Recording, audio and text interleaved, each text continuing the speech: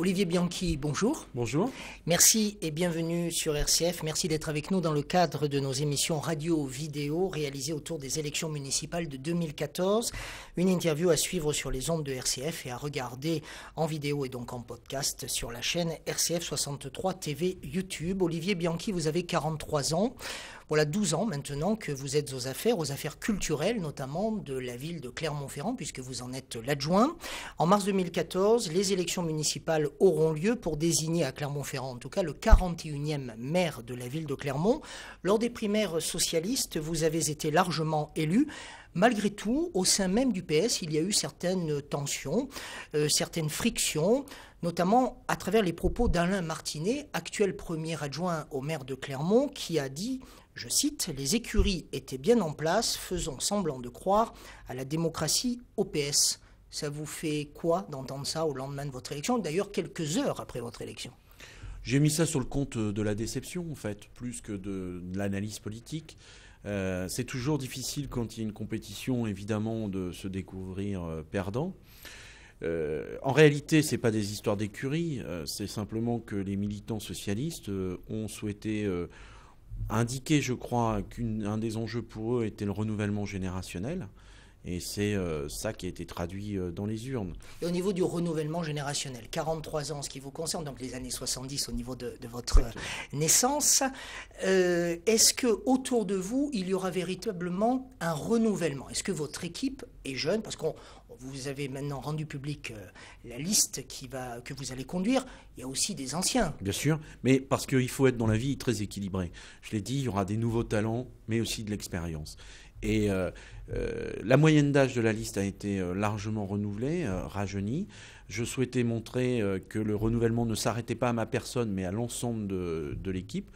Oui, il y a un vrai renouvellement. Je pense qu'on va le démontrer avec des nouvelles têtes et les gens vont découvrir que derrière ces visages, il y a des capacités. Est-ce que c'est le moment, j'ai envie de dire, de la revanche des quadras, parce que ce soit au PS à travers vous, que ce soit à l'UMP, que ce soit à l'UDI, on a le sentiment que sur le Front National, on a le sentiment que de nouvelles têtes, une nouvelle génération arrive, un peu partout. C'est vrai, moi je ne crois pas à l'idée de revanche.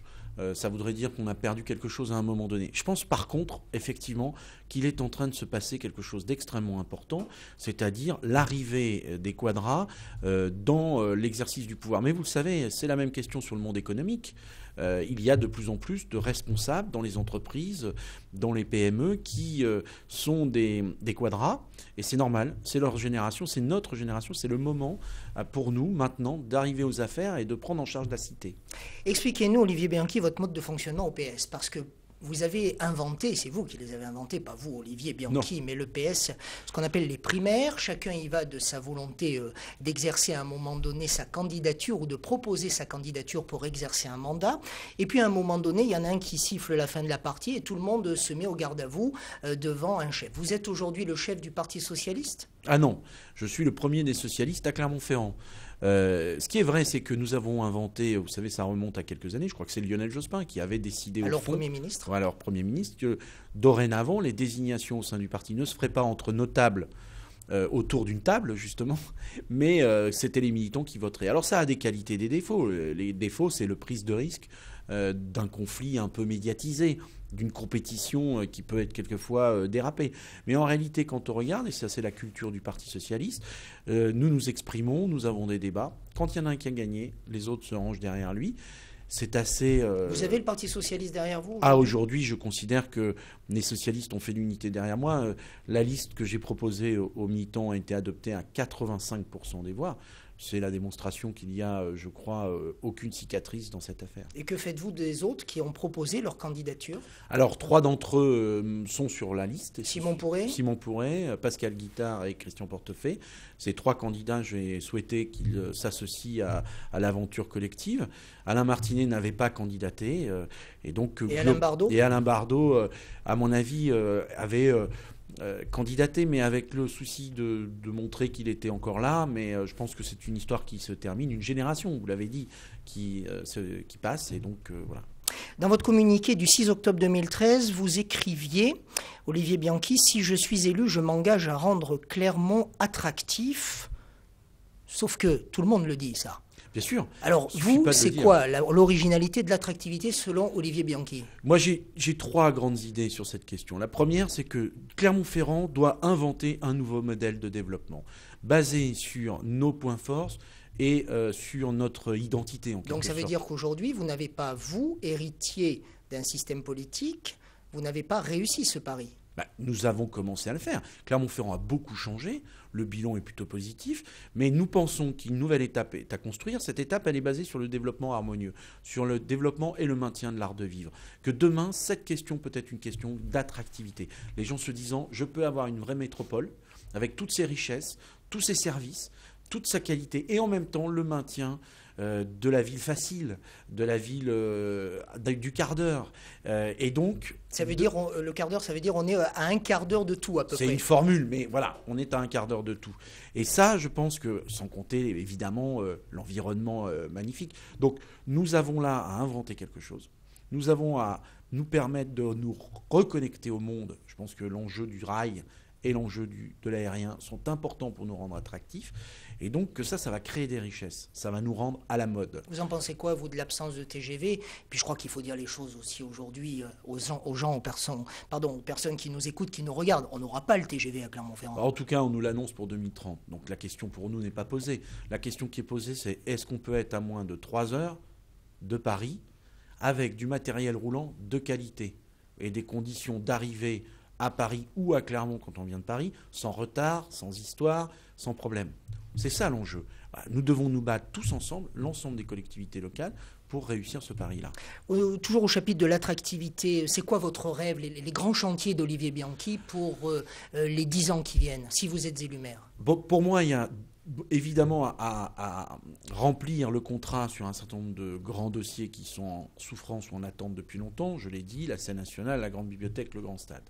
Ensuite, il y a à prendre en compte l'évolution de la ville. Vous savez que la friche de l'Hôtel-Dieu va être un enjeu majeur des années à venir.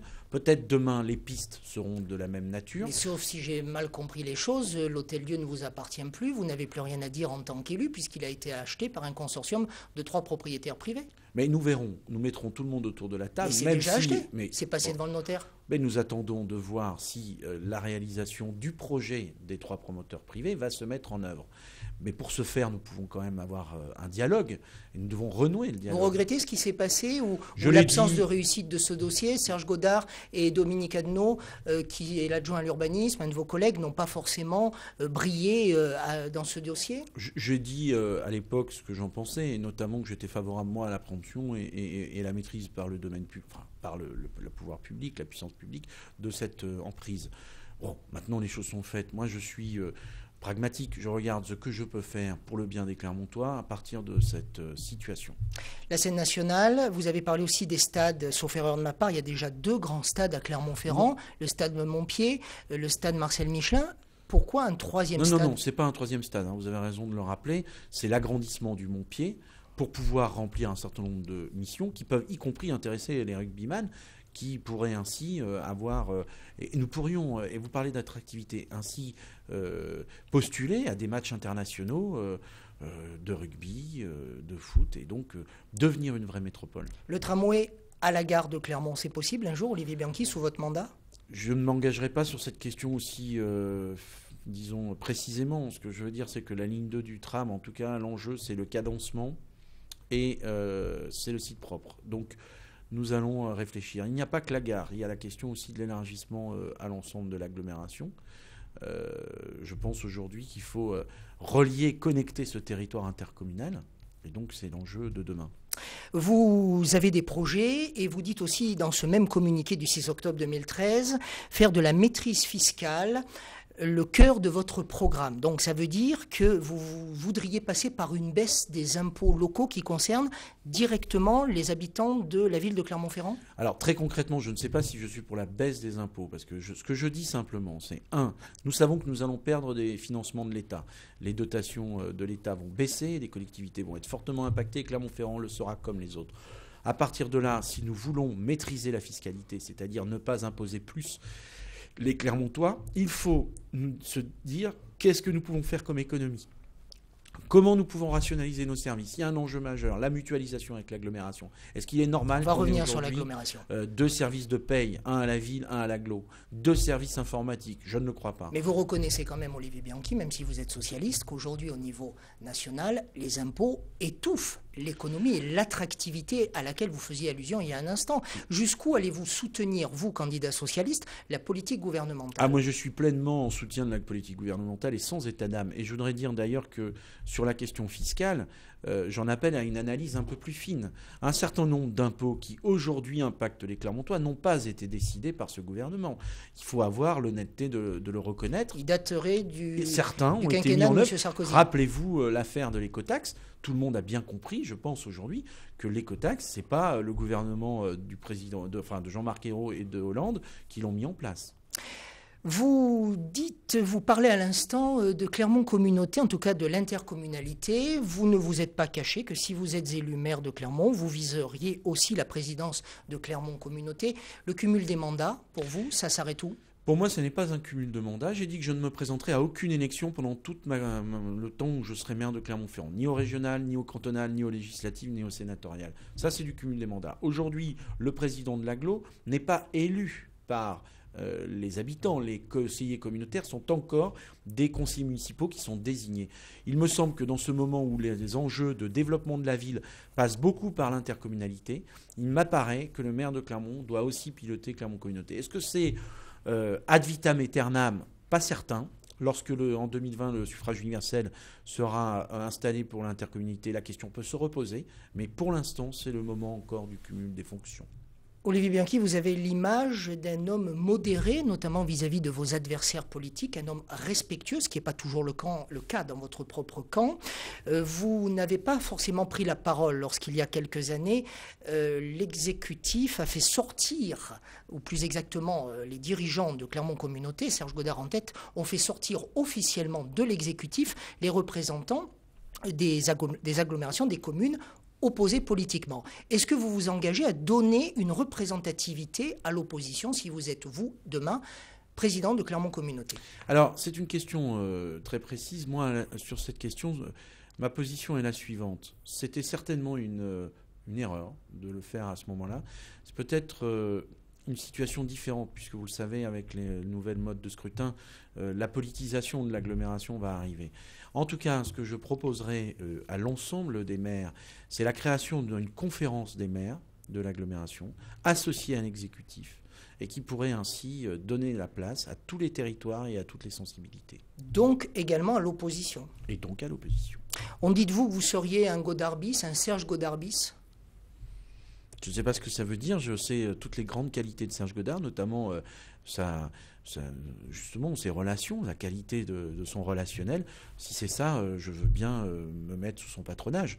Mais vous savez, chaque maire ou chaque personnalité a ses propres valeurs, ses propres engagements, sa propre histoire. Et donc, je serai une autre histoire pour Clermont-Ferrand. Juste après votre élection interne au sein du Parti socialiste, on a vu à travers une photo qui a beaucoup circulé dans la presse, sur les réseaux sociaux, une sorte de passation de pouvoir ou de génération entre Serge Godard et vous. Vous l'avez vécu comment, cet instant où justement votre père, PAIR, bien sûr, vous transmettez le flambeau? Comme un moment émouvant, de se comprendre qu'on s'inscrit par-delà sa propre personne dans l'histoire d'une ville, dans l'histoire d'une tradition politique et d'une tradition de gestion. Et donc j'ai senti, je l'ai dit plusieurs fois, je pensais sentir un peu d'euphorie après cette élection. J'ai senti tout le poids des responsabilités. Je suis donc maintenant prêt à me mettre au travail. Et votre garde rapprochée, le cabinet, vous y avez déjà pensé? Oui, c'est un secret pour personne. Il y aurait quelques collaborateurs. Mais j'ai déjà dit aussi que pour moi... Vous faites place nette, là? Les anciens partent? Bien sûr. Les actuels partent? Bien sûr, c'est complètement obligatoire. C'est une règle d'ailleurs assez habituelle.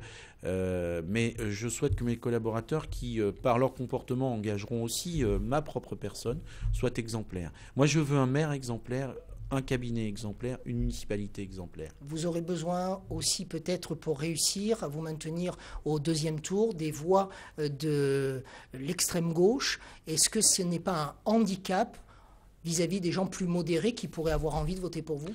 Je comprends. J'espère une chose, c'est que le plus de Clermontois se regrouperont dès le premier tour derrière ma candidature, m'évitant ainsi ce type de scénario. De toute façon, nous aurons des discussions. Vous savez, l'extrême gauche nous avait dit, je parle d'Alain Lafont notamment, dès 2008, qu'il que nous recevrons aussi également dans ce plateau, ne participerait pas à l'exécutif. À ce moment-là, nous avons fait le choix de ne pas fusionner. Je ne me cache pas que j'ai été de ceux qui l'ont demandé. Dans la même situation, je pense, même résultat. On ne peut pas être à la fois dans l'exécutif, en tout cas vouloir être sur la liste et ne pas vouloir être dans l'exécutif. Olivier Bianchi, merci d'avoir été notre invité dans le cadre de ces émissions radio-vidéo à écouter sur RCF et à retrouver, à podcaster, à partager, comme l'on dit, à travers les liens URL sur la chaîne RCF 63 TV YouTube.